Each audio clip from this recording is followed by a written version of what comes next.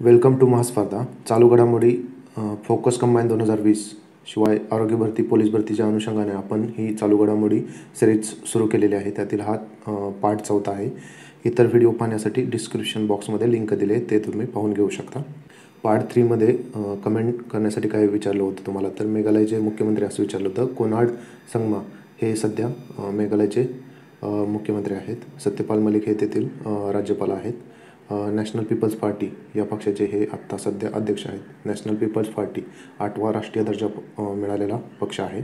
Part 3मध्ये बघा एक correction आहे. खेलो इंडिया युनिव्हर्सिटी गेम्स विद्यापीठीय स्पर्धा ज्या 2020मध्ये भुवनेश्वर येथे झालेल्या होत्या, त्यामध्ये पंजाब युनिव्हर्सिटीनं टॉप केलं. Second Savitribai Phule university, Pune university.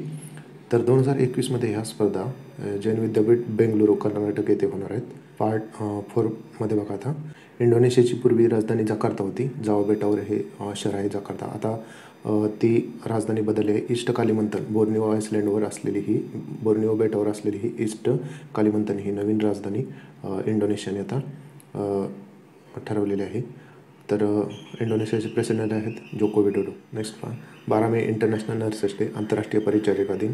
1974 पासून WHO द्वारे 12 मे या दिवशी इंटरनॅशनल नर्सेस डे साजरा केला जातो.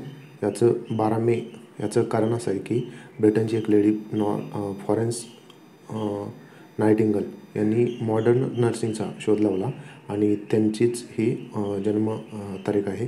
त्या दिवशी इंटरनॅशनल नर्सेस डे साजरा केला जातो. त्यांचा जन्म 1820मध्ये झाला होता. बघा, ब्रिटनमधील ही महिला आहे. 1820 आणि आत्ता 2020 हे वर्ष WHO ने इयर ऑफ नर्सेस अँड मिडवाईफ्स म्हणजे परिचारिका आणि दाई ज्या त्यांना मदतनीस आहेत त्यांच्या सन्मानार्थ हे वर्ष साजरं केलं आहे. कारण असं होतं, WHOची 7 एप्रिल 1948ला स्थापना झाली होती आणि हा 7 एप्रिल हाच दिवस आहे तो जागतिक आरोग्य दिन म्हणून साजरा केला जातो. आणि याच दिनाची 2020ची संकल्पना इयर ऑफ नर्सेस अँड मिडवाईफ्स आहे.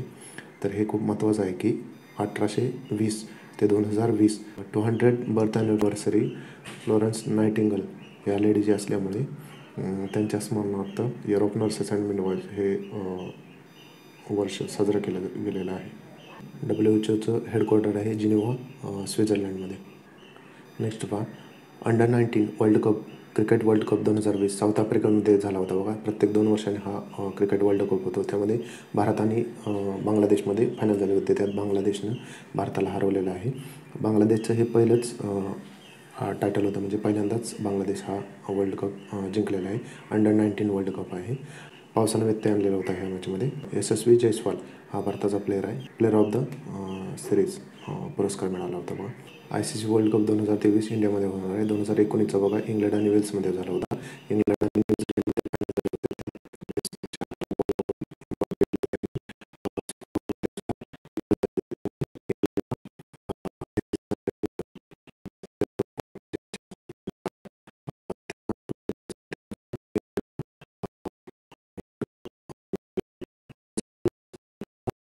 इंग्लंडचा मूळ खेळ आहे. बघा, हा क्रिकेट. केन विल्यमसन न्यूझीलंडचा कॅप्टन आहे होता त्यावेळेस.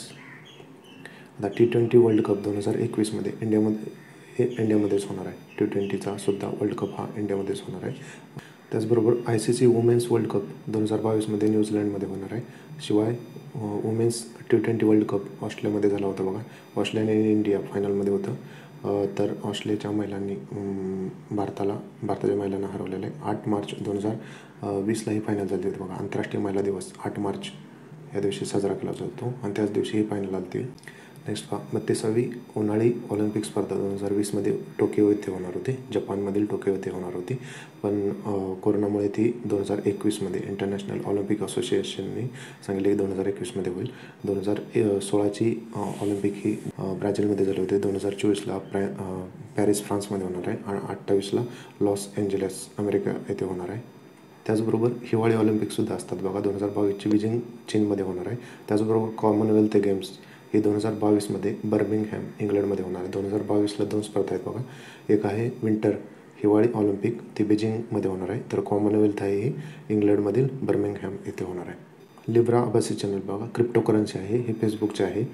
तर आपल्या भारत देशात RBI आणि केंद्र सरकारनं क्रिप्टोकरन्सी वर काही निर्बंध घातले होते. तर सुप्रीम कोर्टाने निर्देश दिल्यानंतर ते आता लीगल मानले जाते. त्याचमुळे भारतात बघा आता जेपे किंवा वज्रेक्सद्वारे ट्रेडिंग बिटकॉईनची किंवा इतर कॉईनची ट्रेडिंग करण्यास मान्यता मिळाली आहे. आता सध्या ट्रेडिंग सुरू आहे इंडियात वेगवेगळ्या प्लॅटफॉर्मच्या माध्यमातून.